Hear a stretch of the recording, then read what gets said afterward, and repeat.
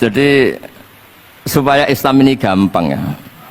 Saya pernah cerita ke kiai yang khusyuk. Kalau sholat lama sekali, tak cerita ini hadis.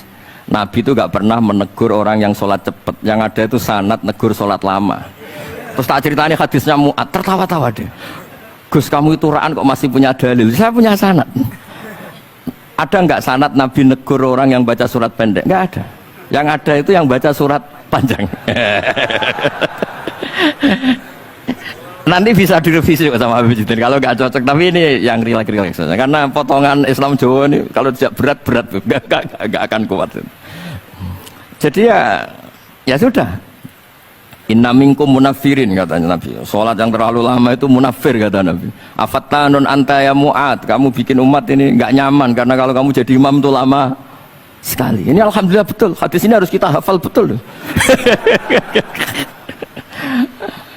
Nah, supaya Islam ini meskipun pilihan-pilihan keseharian itu ada sanad itu saja kepentingan saya. Yat'amu ma yajiduhu fi ardi wa yalbasu ma yajidu wa yarkabu ma yajidu.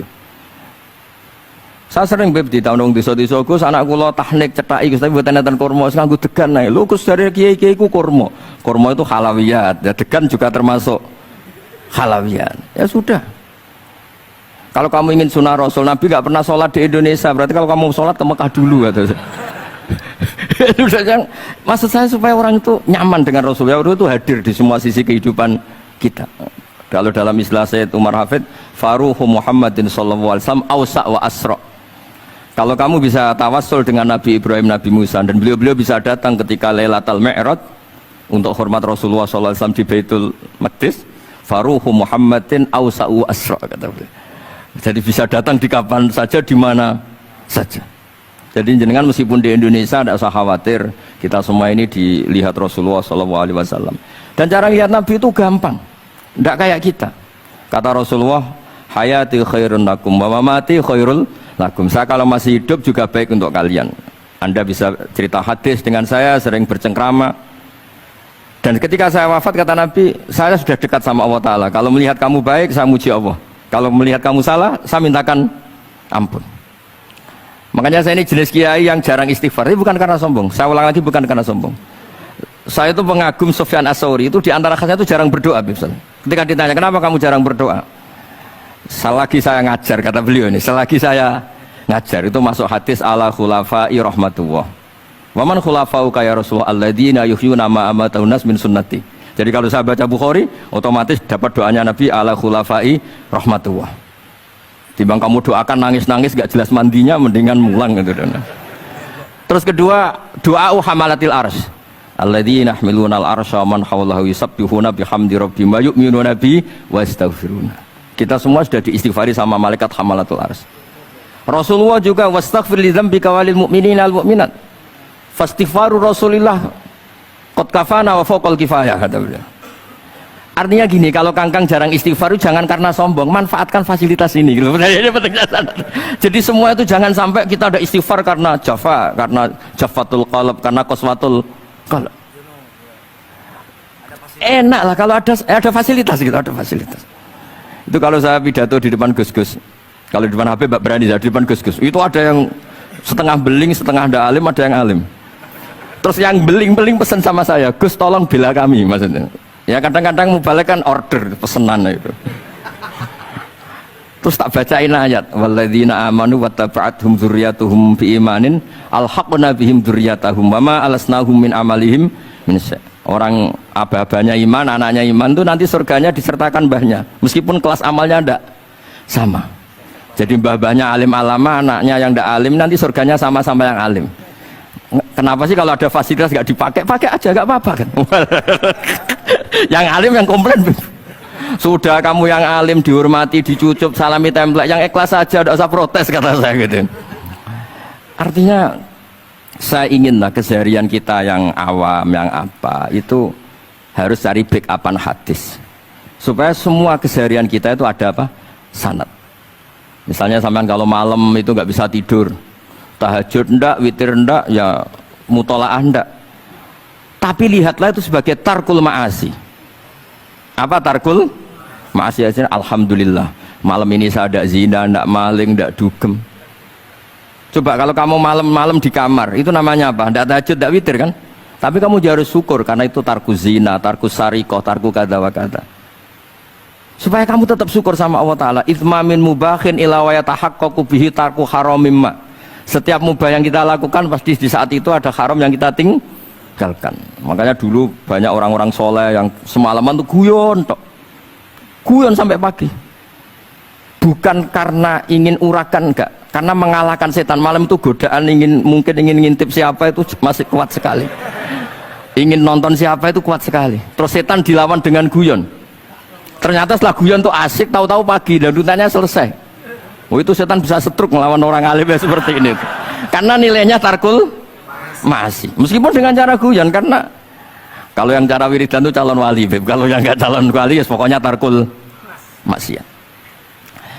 Maksud saya supaya harian kamu yang biasa-biasa saya ini menjadi luar biasa karena ada sanad. Ada apa? Ada sanad. Makanya dulu ulama-ulama itu kalau ngelawan setan itu pakai faroh, pakai seneng. Karena setan itu paling seneng kalau melihat orang mukmin susah. Kalau susah terus ngersulo, kalau ngersulo gugat kodok qadar. Disebut innaman najwa minasyaiton liyahzunal ladzina amanu. Jadi setan itu targetnya supaya orang mukmin itu resah. Kalau resah gugat. Pertama gugat orang tua. Ngapain sih jadi anaknya orang miskin? Jadi susah kita kan. Kalau yang nggak mulia ngapain jadiannya parman? Kalau saya Habib kan langsung mulia, kalau Gus kan langsung mulia. Gugat orang tua, gugat sana, gugat sini. Tapi kalau kamu sudah seneng, wajah pesek, welek, keriting, sawan ngerah karuan. Karena nggak gugat siapa-siapa. Ya sudah, yang kebaik kul bifadlillah birahmati fabidzalika falyafrahu. Jadi saya ingin semua itu senang bifadlillah birahmati, yang rileks, yang saya ini kalau nuruti capek-capek. Tadi malam saya di Mbah Mutamakin, tadi pagi hormat Sunan Kudus. Terus tadi naik pesawat, datang mandi langsung hormat. Kalau itu dihitung capek, capek. Tapi kalau dihitung senang ketemu Habib Jintan, ketemu jenengan, kesempatan seperti ini nggak gampang. Ya sudah selesai. Makanya ini latihan ya, latihan terus. Saya ulang lagi apa? Latihan terus supaya Islam itu ada di semua sisi hidup kita. Tuh, saya pernah sering cerita di mana-mana itu. Ada wali itu istrinya cerewetnya bukan main. Wah, itu semua muridnya sudah tak biayai kamu cerai, nanti tak ganti istri yang lebih baik lebih. Nggak mau nyerah alasannya apa? Ini wanita bahaya sekali. Kalau sampai dinikah orang lain, kasihan orang lain dapat musibahnya. Biar saya aja yang ngalami, kata wali itu. Jadi dia ada ingin, makanya ada juga kiai di santri buling di rumah teh. Santri ini nak pindah pondok, ngerusak pondok uang, mendingan pondok kuai. Jadi dia handle. Terus sekarang apa? Dia handle daripada ngerusak pondok orang lain, mendingan pondok saya. Jadi cerita-cerita seperti ini harus kita kaji, supaya semuanya itu pakai sanad ilmu. Sama lihat di kitab Ihya itu, ada bab-bab di Ajaibul Qalb. Apa di bab apa Ajaibul? Di situ kayak apa Imam Ghazali memerankan orang-orang pilihan Allah yang menjadi gampang melihat keseharian. Misalnya gini, misalnya Islam zaman akhir kan katanya tantangannya banyak. Coba kalau baca ayat wa ya'ballahu illa ayyutimma nurah wallahu mutimmu nurih. Agama ini milik Allah, diurus oleh Allah Ta'ala. Islam ke Indonesia itu enggak ditunggoni Nabi. Nabi sudah intaqala ila rafiqil a'la. Kadang di kampung-kampung di Islam nomodin. Ya jalan karena ini agama Allah. Kita ditinggal-tinggal orang yang lebih baik ketimbang kita. Islam kita tunggui. Ya jalan, memang ini agama Allah, yang ngurus Allah. Kamu tidak usah khawatir. Jadi seneng kita bukan karena dablek, karena yakin jaminan Allah Subhanahu wa Ta'ala. Jangan sampai kamu itu seneng karena dablek, karena arogan, jangan. Karena bidomanillah, yakin bidomanillah wa bikafalatillah. Seperti senangnya Sayyid Abdul Muttalib. Ketika Ka'bah mau dirubuhkan Abraha, ada penyerangan Abraha. Ini yang Mbah Mun sering cerita ini. Wah, itu semuanya kalah. Terus takok, man sayyidu hadhil wadi? Siapa tuan di sini? Abdul Muttalib. Abdul Muttalib itu datang dengan wibawanya yang luar biasa. Abraha itu sampai bingung dia. Kalau duduk di singgasana dia disalahkan orang banyak. Karena raja kok duduk berdua sama orang yang tidak raja. Kalau Abdul Muttalib di bawah, dia nggak punya nyali karena ada haibahnya Sayyid Abdul Muttalib. Oh, oleh takdim luar biasa. Setelah itu tanya, apa keinginan kamu? Saya tidak ingin perang, saya hanya ingin merobohkan Ka'bah. Ternyata Sayyid Abdul Muttalib jawabnya apa? Onta saya yang 100 lo kembalikan dulu, tidak usah cerita Ka'bah. Kagetnya bukan main Abraham. Kamu ini pemimpin yang nggak bener. Ka'bah itu dinu kawa dinu abaik, itu kan agama kamu. Mau saya robohkan kamu malah bicara onta. Ini kamu itu pemimpin model apa? Jadi saya nyesal hormat kamu, ternyata kamu mental kamu hanya mikir apa? Onta. Tapi jamnya Abdul Muthalib itu unik. Inna lihadal bait rabban hamaluk. Onta itu milik saya, kembalikan dulu. Kalau Ka'bah itu milik Allah, nanti diurus yang punya. jadi dibalik seenaknya itu ada tauhid yang luar biasa. Makanya saya termasuk kiai yang nggak susah kalau mau mati. Kalau mau mati, mati aja. Saya tidak mikir kalau setelah saya ini agama gimana ya, gak gimana mana mau agamanya Allah Ta'ala. Jadi dibalik ya secara lahir kan seenaknya. Ternyata innal hadal bait rabbana hamahu.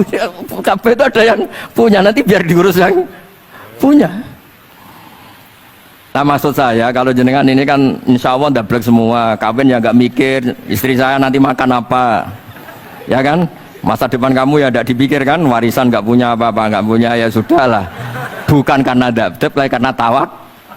Itu saja pokoknya saya ingin ngomong, pokoknya perilaku Anda keseharian itu jadi energi to'at, ya. Perilaku keseharian Anda ini jadi energi apa? Itu saja. Barokahnya kamu ngaji nopo sanat. Itu dulu ada ulama miskin sekali. Itu tiap pagi datang ke gunung paling tinggi, terus dia duduk itu agak-agak angkuh itu. Siapa yang lebih raja ketimbang saya? Terus ditanya, kamu tidak raja kok merasa? Ukuran raja itu tidak ada yang berani nyurus. Di sini juga nggak ada yang berani nyurus saya. Lu itu sudah bisa syukur sampai mati. Karena sekali dia kumpul orang, lihat orang naik Alphard ngeluh, lihat orang punya istri cantik ngenes, lihat apa ngenes, daripada gitu naik ke gunung. Siapa yang bisa menandingi keladatan saya dalam hidup ini? Anama Allah wabillah, ngomel-ngomel sendiri. Tapi itu cara dia syukur. Cara dia apa?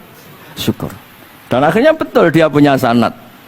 Mangkana aminan fi sirbih mu'afan fi jasadi intahu kuntu yaumi faka'anna ma khizat lahu dunya bihadzafiriya.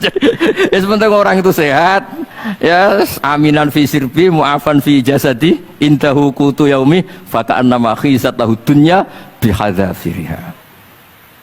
Jadi ini madhab saya, karena saya diundang di sini pasti Habib Jiddan juga ingin khas saya. Jadi kalau saya pura-pura tawadhu, pura-pura baik kan kaget.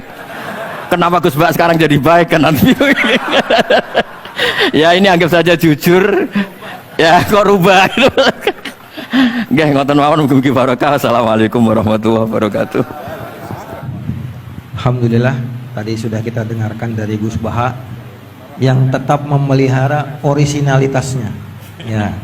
Karena kalau berubah katanya nanti Habib Jiddan nyesel ngundangku malah berubah katanya. Bukan yang saya lihat di YouTube katanya gitu ya. Alhamdulillah masih campur bahasa Jawa juga walaupun di sini banyak orang Betawi yang nggak ngerti. Dan saya bahasa Jawa itu bentuk tawadhu saya. Berarti saya kiai lokal hanya kiai Jawa. Saya sering dikomplain orang. Gus Anda ini kiai nasional kok nggak bahasa Indonesia. Justru bentuk tawadhu saya, kamu itu nggak pernah rasanya jadi kiai gitu. Nabi-nabi saja dulu aja iskola li kaumi. Jadi hanya terus akhirnya jangan ngawur saja masih punya dalil gitu. Jadi saya bahasa Jawa itu justru tawadhu saya merasa kiai ya di daerah saya, di komunitas saya. Udah merasa kiai global, kiai nasional. Wong nabi-nabi dulu aja sekolah di kaum, kecuali banyak Habib Jintan ini yang ila kafatil khalqi, yang lainnya itu di kaum semua. Sebenarnya saya tidak ingin berargumentasi supaya kamu tahu bahwa pilihan saya itu ada sanad itu aja. jadi ngawurnya aja ada sanad ya Gus ya. Dan memang Gus Baha nggak seperti kiai yang lain ya, mungkin termasuk Kiai Yusuf Mansur atau kiai yang lain. Itu kalau bikin konten kan memang sengaja bikin konten gitu. Kalau Gus Baha lagi direkam aja dia nggak tahu direkam gitu. Tiba-tiba ceramahnya kemana-mana orang denger, terus ngundang-ngundang beliau kemana-mana. Dan yang salah nggak mau tapi terkenal saya ini nyaur utang gitu, kalau udah nggak mau. Iya. Sebetulnya Gus Baha itu yang kita tahu bahwa beliau tidak senang ceramah. Nah ini pasti benar ya, saya nggak disalahin, bayar utang aja, dan hanya mau diundang kepada dengan orang-orang tertentu termasuk Habib Jindan ya, karena takziman wa takriman. Nah itu karena beliau itu nggak mau ceramah, beliau maunya baca kitab. Jadi insya Allah kalau Habib Jindan ngundang lagi baca kitab, insya Allah beliau mau datang lagi. Insya Allah. Kiai Yusuf Mansur giliran besok undang ke Darul Quran.